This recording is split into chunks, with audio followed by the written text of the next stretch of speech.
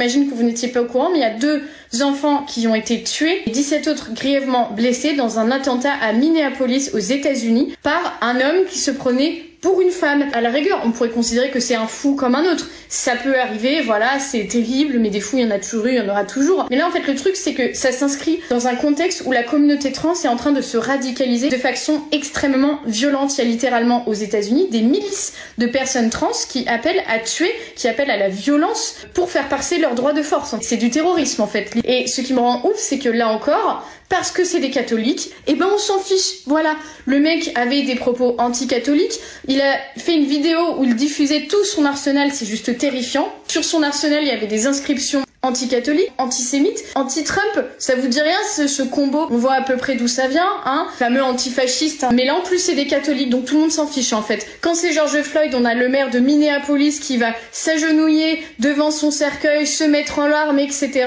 Quand c'est 2 petits garçons faits froidement par une personne trans, vous savez pas ce qu'il a dit, le maire de Minneapolis? Il a dit qu'il apportait tout son soutien à la communauté trans. Non mais il y a peut-être juste en ce moment justement quelque chose à revoir au niveau de cette communauté. Et je tiens à le rappeler, en France aussi, il y a des appels à la violence sur des militants. Je pense à Marguerite Stern qui est victime de violence. Qui vous dit qu'un jour on va pas avoir quelqu'un à prendre les armes contre elle? Non mais premier degré, je ne plaisante pas. Si ça arrive aux États-Unis, vous savez très bien qu'en France ça peut arriver. Why can't I exist as my true self right now? That's not your true self, that's why. This! You don't think this is my true fucking self?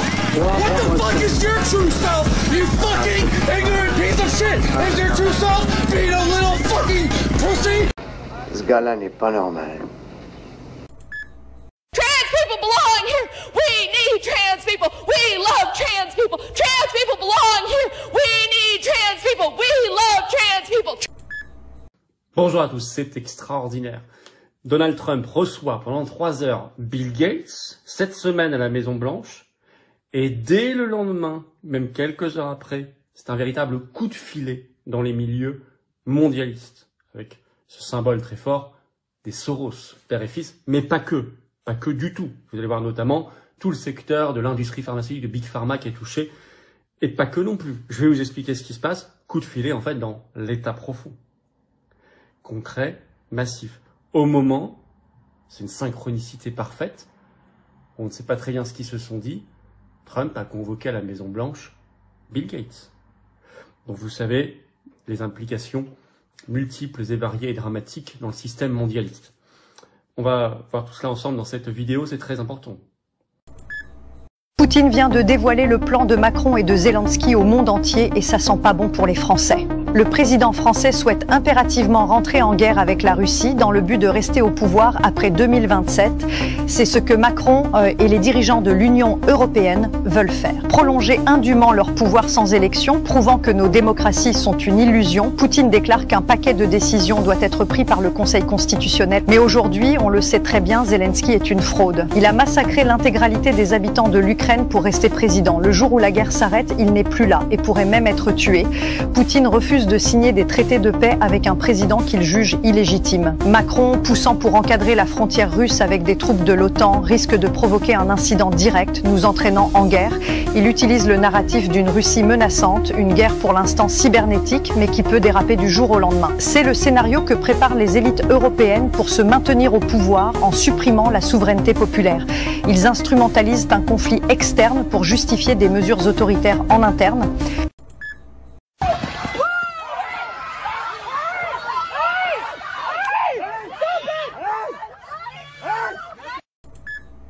Cette enquête, franchement, vous nous l'avez demandé pendant des semaines, même des mois, il faut être honnête, hein. Et c'est la prochaine enquête de Cache Investigation. Elle sera diffusée le 17 septembre en prime time sur France 2. Et c'est une enquête sur McKinsey. McKinsey, c'est l'un des plus gros cabinets de conseil au monde, si ce n'est le plus gros. Il est tout simplement soupçonné d'avoir aidé Emmanuel Macron à se faire élire président de la République lors de son premier mandat.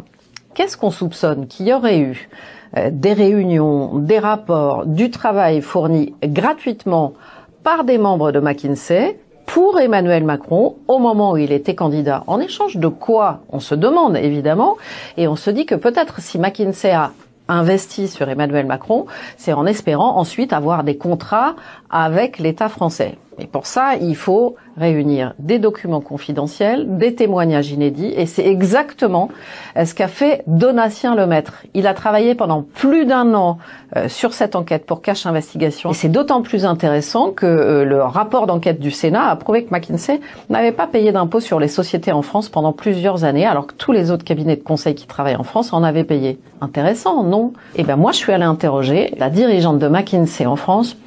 Elle était très contente de me voir, bizarrement. Je sais pas pourquoi. Les guerres servent à éviter. Les guerres servent aux riches à aller piller les richesses chez les voisins et à éviter les révolutions. Quand la révolution commence à gronder, on se débarrasse des révolutionnaires en les envoyant s'entretuer à la guerre. Et là, on voit que Macron, il nous jette dans la guerre. Il nous tire par les cheveux, il va nous jeter dans la guerre contre notre intérêt, contre notre volonté. Avant la Deuxième Guerre mondiale, les médias des riches, l'ancêtre du Monde, le journal Le Monde, s'appelait Le Temps à l'époque. Et Le Temps, c'est des criminels ce qu'ils faisaient. Les journaux des riches nous jettent les jeunes gens. Parce que c'est pas les riches qui vont faire la guerre, c'est pas les vieux qui vont faire la guerre, c'est les jeunes gens qu'on va envoyer à la guerre. Et les journaux des riches nous jettent dans la guerre pour éviter la révolution. À chaque fois, ils nous font le coup. Les Indiens d'Amérique, qui étaient ultra-démocrates, ils décidaient, je vous disais, à l'unanimité. Donc c'est même pas la majorité, donc ils étaient ultra-démocrates au sens où ils respectaient la dignité humaine au plus haut degré. Mais, donc n'imaginaient pas d'obéir à qui que ce soit, sauf en temps de guerre, où là, le chef à plume, qui en temps de paix n'a aucun pouvoir, là, en temps de guerre, c'est le chef à plume qui dirige et on lui obéit. Partout sur Terre, les humains savent qu'en temps de guerre, on s'écrase sur les oppositions politiques le temps que la guerre se termine. Comprenez ça. Deuxièmement, tous les tyrans du monde savent que les humains sont prêts à se taire en temps de guerre. Les tyrans savent que si on est en état de guerre, ils vont avoir la docilité des autres. Qu'est-ce que font les tyrans depuis la nuit des temps? César, il commence à dire. Qu'est-ce qu'ils font? Ils font la guerre. Ils créent la guerre pour avoir la docilité de leur population. On crée la guerre à l'extérieur pour avoir la docilité à l'intérieur. Mais ça, c'est l'histoire de l'humanité. Aucun moment, jamais dans l'histoire, des dettes de cette ampleur n'ont été payées. Cette dette ne sera jamais payée. Monsieur, plus on essaye de payer cette dette et moins on y arrivera. Vous, Jacques Attali, vous le savez comme moi. N'offensez pas votre propre intelligence. Nous parlons d'histoire. Monsieur Attali, écoutez-moi.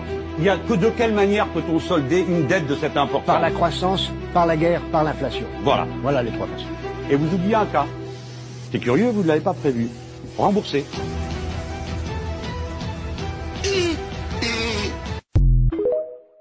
Ursula von der Leyen vient de plier, les amis. Bruxelles s'est couché. L'Union européenne, soi-disant le bastion de la souveraineté, vient de se faire gifler en public et devinez par qui? Par Donald Trump. Et croyez-moi, ça fait très mal. Voici la stricte vérité. L'Union européenne qui voulait imposer au monde entier son fameux DSA, ce règlement liberticide de censure numérique, le Digital Service Act, si cher à M. Breton, vient de se prendre une fessée magistrale. Et qui leur a mis? Pas les eurodéputés européens, pas les fausses oppositions qu'on a chez nous, non, c'est Donald Trump lui-même, seul contre eux. Résultat, eh bien Bruxelles tremble, Ursula baisse la tête et tout le château de cartes commence enfin à s'effondrer. Alors avant d'aller plus loin, partagez cette vidéo s'il vous plaît, mettez un petit like, un petit commentaire, abonnez-vous, c'est gratuit et ça aide énormément à faire exploser la visibilité de ces vérités qu'ils veulent nous cacher. Je vous en remercie. Alors on y va, Donald Trump, qu'est-ce qu'il a fait? Eh bien il a fait exactement ce que personne n'osait faire jusqu'à présent. Il a utilisé, encore une fois, l'arme économique. Il a dit très clairement, si vous continuez avec votre DSA de censure, j'explose les droits de douane contre l'Europe. Et attention, ils sont déjà à 15%. Rappelez-vous ce qu'elle a signé récemment, Ursula. Ça veut dire quoi? Ça veut dire que si l'Union européenne s'entête, eh bien c'est des dizaines de milliards d'euros de pertes pour l'économie européenne. Alors, on a déjà les usines qui sont en train de fermer, les exportations en crise. Et là, on prend un coup fatal. Alors, qu'est-ce qui s'est passé du coup? Eh bien, miracle, la Commission européenne, si arrogante d'habitude, eh bien, elle recule. Ursula plie. Alors, c'est pas moi qui le dis, c'est Politico qui l'écrit noir sur blanc. Je cite, le camp européen est déstabilisé. La Commission européenne s'enorgueillissait de n'avoir jamais rien cédé aux Américains, mais Trump n'a pas lâché le morceau. Traduction, eh bien, l'Union européenne qui pensait être un géant, face à Trump, c'est une souris. Voilà. Pire encore, il parle déjà de détourner une loi prévue en décembre, la loi dite, je cite, Omnibus, pour affaiblir le DSA. Et on le voit depuis le retour de Trump au pouvoir, eh bien vous avez la Commission européenne qui ralentit quand même la cadence. Elle ouvre moins d'enquêtes, elle recule sur ses ambitions. Rappelez-vous ce qui s'est passé avec X, avec Elon Musk. D'ailleurs là, on n'entend plus parler. La réalité, c'est que cette Union européenne est forte contre ses propres peuples. Elle sait imposer des lois liberticides qu'aux citoyens européens. Mais face à un vrai rapport de force, qu'est-ce qu'elle fait? Elle s'écrase, puisqu'elle n'a pas les moyens de lutter. Et pendant ce temps, où étaient nos eurodéputés français? Où étaient nos partis politiques soi-disant d'opposition qui viennent nous parler de démocratie, de liberté, de je sais pas quoi? Eh bien, nulle part. Parce que pas un seul d'entre eux, mais je dis bien pas un seul, n'a voté contre ce DSA. Ils sont tous complices. Quelle que soit l'étiquette politique, tous responsables. Ils ont livré la liberté d'expression des Français à Bruxelles. Et il a fallu qu'un Trump vienne leur mettre la pression pour que ça bouge enfin. Et la conclusion, elle est très simple. Cette Europe-là, c'est une machine contre les peuples. Et aujourd'hui, c'est pas grâce à nos élus, ni grâce à nos institutions que la liberté d'expression respire encore un peu. C'est grâce à un rapport de force venu de l'extérieur. Mais la honte, la honte. Voilà pourquoi je suis un partisan, un fervent partisan du Frexit. À bas votre super DSA, là, à bas votre Union européenne de censure et de soumission, et vive la liberté d'expression.